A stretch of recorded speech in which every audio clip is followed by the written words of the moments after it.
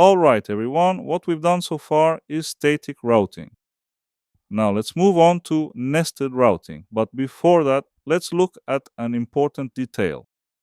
Inside the users folder, we created a page.js file, and it works at /users.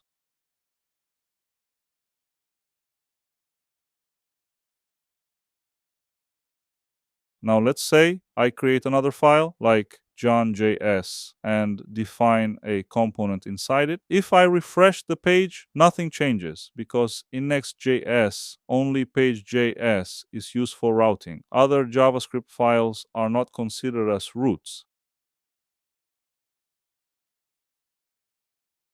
However, we can still use them as components. So we can import that file into page.js and render it inside.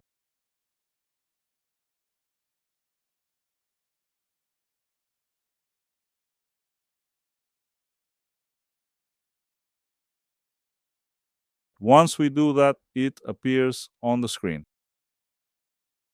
This is the correct approach. In real projects, instead of creating random files inside each folder, we usually create a dedicated components folder and reuse those components where needed. Now let's move to nested routing. Inside the users folder, I create another folder called employees.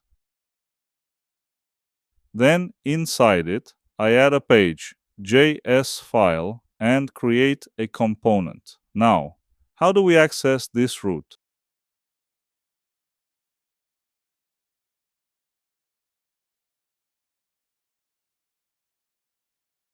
If I go to /users/employees, that page is displayed.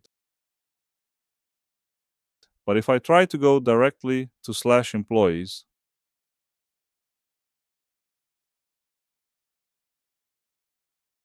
I get a 404 error because this route is nested inside users. So the logic is very simple. Users, then employees becomes /users/employees, and page.js inside that folder defines what gets rendered. That's it. Now you understand nested routing in Next.js.